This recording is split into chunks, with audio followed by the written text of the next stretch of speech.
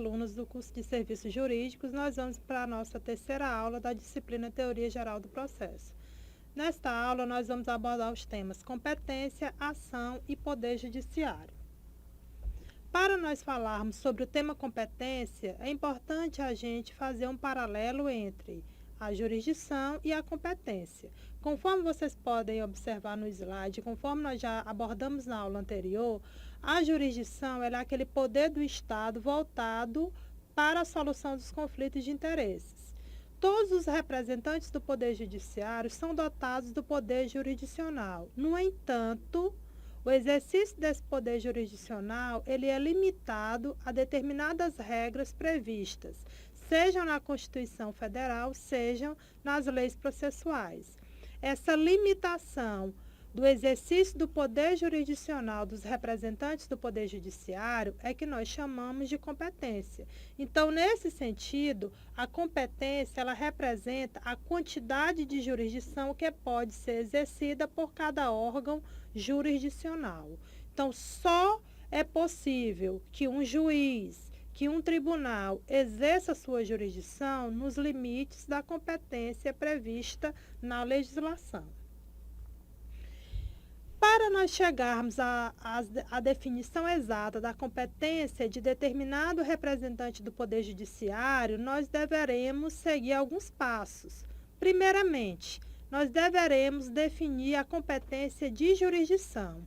Para tanto, nós formulamos a seguinte pergunta: qual a justiça competente? Qual a justiça prevista na Constituição Federal é competente para julgar determinado conflito? Então, se eu estiver, por exemplo, diante da ocorrência de um rompimento de um contrato, a ofensa de regras de natureza civil, qual justiça competente julgará esse conflito? Será a justiça militar? Será a justiça do trabalho? Será a justiça civil estadual ou federal? Então, nesse sentido, quando nós perguntamos qual a justiça competente, nós estaremos definindo a competência de jurisdição, que poderá dividir a justiça em justiça comum, estadual ou federal, ou especializada, eleitoral, trabalho ou militar, depender da natureza do conflito. Passando para o segundo item, a pergunta é: de quem é a competência originária? Onde o processo deverá começar? O processo que eu vou iniciar, ele deverá ser proposto perante um juiz de primeiro grau ou perante um dos tribunais existentes em nosso país? Então, essa é a segunda etapa para a definição da competência, a competência originária. Logo em seguida, eu vou perguntar: em qual cidade, em qual comarca de nosso país a ação deve ser proposta? Então, aqui eu terei a definição da competência de foro, que vai definir o local onde a ação deverá ser proposta. Quem vai nos dizer isso são as regras previstas no Código de Processo Civil, no Código de Processo Penal e na Consolidação das Leis do Trabalho, a CLT. Em seguida, nós vamos definir a competência de juízo. Eu estou na cidade de Teresina, por exemplo. Eu tenho vários juízes estaduais de primeira instância. Eu tenho as chamadas varas, primeira vara civil, segunda vara civil. Para qual dessas varas eu devo encaminhar o meu processo? Então, aqui eu vou definir a competência de juízo. Qual a vara competente? Como que eu vou descobrir isso? Analisando a lei de organização judiciária do local onde eu irei atuar. E, por fim, depois de proferida determinada decisão no processo, se a pessoa prejudicada pela decisão, ela quiser interpor um recurso, ela quiser recorrer da decisão, eu irei procurar saber de quem é a competência recursal, qual é o tribunal competente para julgar o recurso. É o Tribunal de Justiça? É um tribunal regional federal? É um dos tribunais superiores? Então, a gente também tem como definir a competência recursal, analisando a lei de organização judiciária de cada estado ou a própria Constituição Federal. Em alguns casos, mesmo que nós tenhamos seguido todas aquelas etapas para definição da competência, pode ocorrer uma situação em que o juiz que recebe o processo, ele diz que não tem competência para julgá-lo. Ele se declara incompetente para julgar determinado processo. Ou pode ocorrer o inverso: dois ou mais juízes podem se declarar competentes para julgar determinado processo. Então, nesse caso, nós estaremos diante do fenômeno chamado de conflito de competência. O conflito de competência ele pode ser de natureza positiva ou de natureza negativa. Será positivo quando dois ou mais juízes se declararem competentes para julgar determinado processo. Quando eles se julgam incompetentes, nós teremos, nesse caso, o conflito negativo de competência. Seja em um ou em outro caso, é necessário que esse conflito ele seja solucionado e definida a autoridade competente para dar prosseguimento ao julgamento do caso. Quem vai resolver qual a autoridade competente que deve prevalecer é o tribunal que está hierarquicamente superior a essas duas autoridades que se julgaram ou competentes ou incompetentes. Pode ser um tribunal de justiça, pode ser um tribunal regional federal ou um tribunal superior. O importante é que o conflito seja afastado e o processo tenha o seu curso retomado. O próximo item que nós vamos abordar na nossa aula diz respeito ao direito de ação. O direito de ação é uma garantia prevista na Constituição Federal, que permite que qualquer pessoa titular de um direito violado ou ameaçado de violação, ela recorra ao Poder Judiciário a fim de receber a tutela jurisdicional adequada. Quando nós estudamos a jurisdição, nós vimos que uma das características da jurisdição é a inércia. A inércia significa que o Poder Judiciário, ele não atua senão mediante provocação. O interessado deverá recorrer ao Poder Judiciário, exercendo seu direito de ação, para que o Poder Judiciário ele possa analisar o seu caso e aplicar a justa solução com base no ordenamento jurídico. Então, o direito de ação ele surge nesse contexto como direito posto à disposição do particular para que possa provocar o exercício da jurisdição em busca de uma tutela jurisdicional. O direito de ação é um direito público, subjetivo, autônomo e abstrato. Ele tem alguns elementos que o caracterizam. Tá? Então, a ação, uma vez proposta, ela vai ser caracterizada por 3 elementos: as partes, representadas de um lado pelo autor do processo, aquela pessoa que inicia o processo, que vai em busca da tutela do Estado, e de outro lado o réu, a pessoa contra quem ela está fazendo a sua reclamação ao Poder Judiciário. Nós temos também como segundo elemento caracterizador da ação o pedido. Toda vez que alguém inicia um processo judicial, ela está buscando uma tutela do Estado. Essa tutela é representada pelo pedido. O que eu desejo obter como resposta do Poder Judiciário? É receber uma indenização pelo dano moral que eu sofri? É extinguir o contrato onde a outra parte descumpriu as suas obrigações? É pôr fim ao casamento? Enfim, nas várias situações que são apresentadas ao Poder Judiciário, representadas por ações judiciais, sempre haverá um pedido a ser atendido. Há também a causa de pedir enquanto elemento caracterizador da ação. A causa de pedir ela é representada pelo conflito de interesses que originou o processo.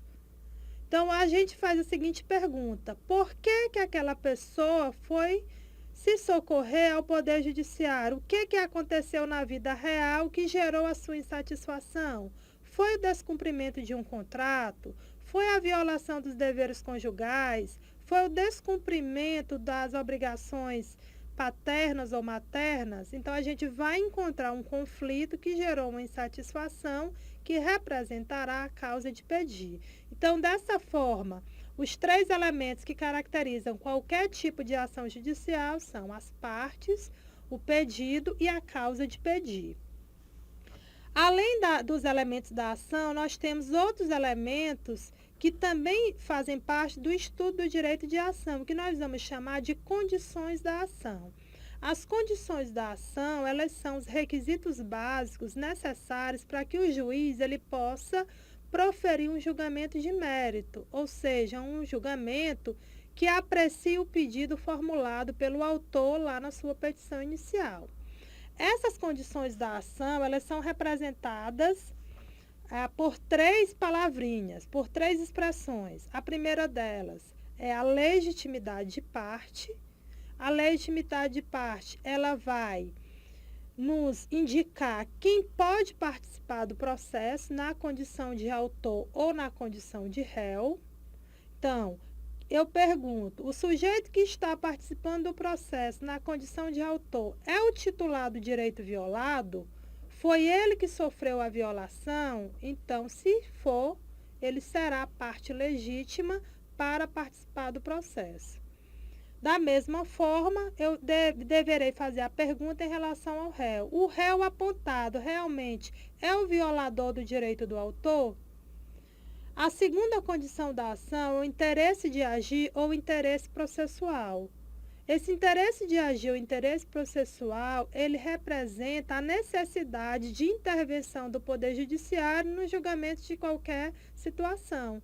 Muitas situações que são levadas ao Poder Judiciário, elas não necessitam efetivamente da participação do Poder Judiciário para que o conflito seja solucionado.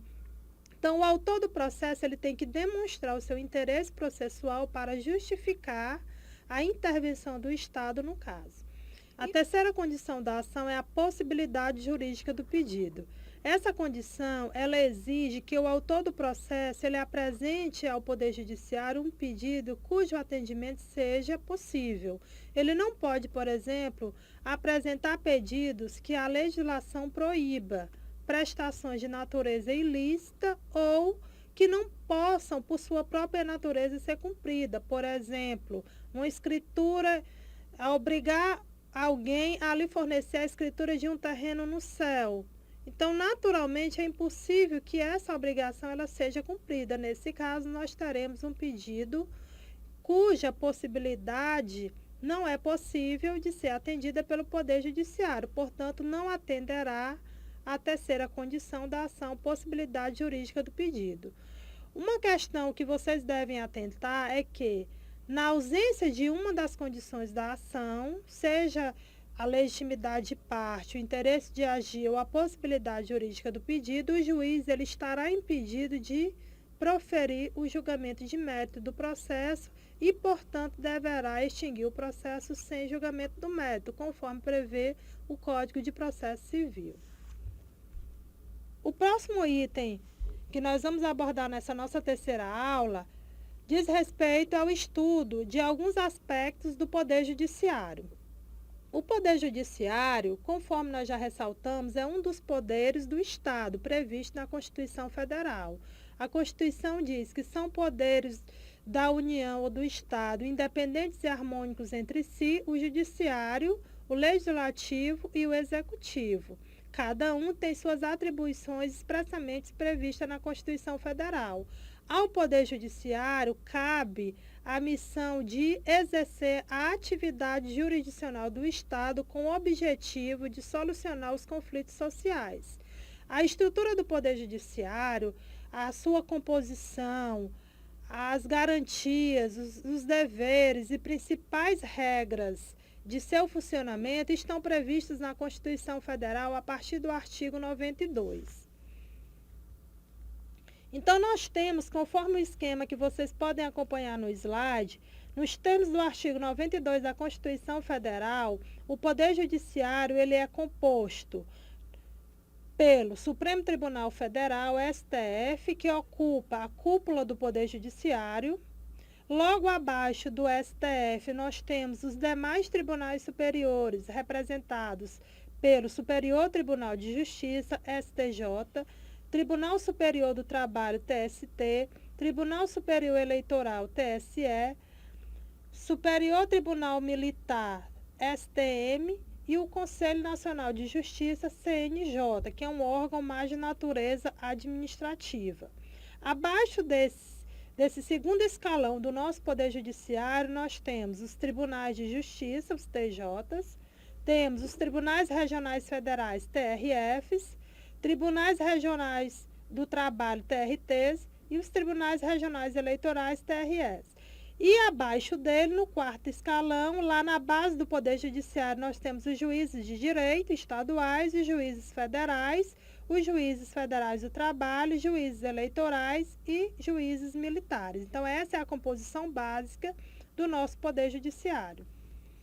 A nossa Constituição Federal e a Lei Orgânica da Magistratura, ela apresenta alguns deveres que devem ser cumpridos pelos juízes, entre eles, cumprir e fazer cumprir com independência, serenidade e exatidão as disposições legais e os atos de ofício, não exceder injustificadamente os prazos para sentenciar ou despachar, determinar as providências necessárias para que os atos processuais se realizem nos prazos legais. Entre outras, a gente tem residir na sede da comarca para a qual ele foi designado, manter conduta irrepreensível na vida pública e particular. Todos esses deveres vocês podem encontrar no artigo 35 da Lei Orgânica da Magistratura Nacional.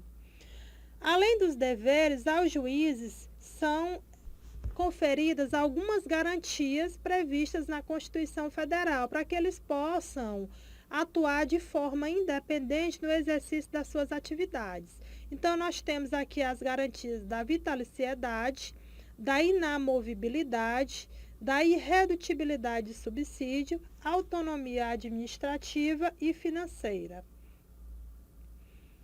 Ainda com relação à atividade dos juízes, para que eles possam exercer a atividade jurisdicional da forma mais imparcial possível, a Constituição também prevê algumas proibições.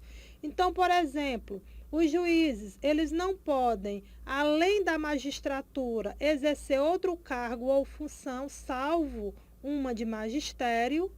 Eles não podem receber nenhum tipo de benefício, dádivas, presente das partes envolvidas no processo. Dedicar-se à atividade político-partidária. Não podem também receber nenhum tipo de contribuição, seja de pessoas físicas, jurídicas, de natureza pública ou privada, exercer a advocacia no juízo ou tribunal do qual ele se afastou, pelo menos nos 3 primeiros anos após o seu licenciamento ou aposentadoria, tá? Entre outras proibições previstas na própria Lei Orgânica da Magistratura Nacional. Então, dessa forma, com esse item Poder Judiciário, nós encerramos a disciplina Teoria Geral do Processo. Mais uma vez, eu ressalto que vocês deverão desenvolver as atividades propostas, os exercícios, as avaliações e participar dos fóruns para que vocês possam ter o melhor desempenho possível nos estudos. Desejo a todos bastante êxito e bons estudos no decorrer do curso.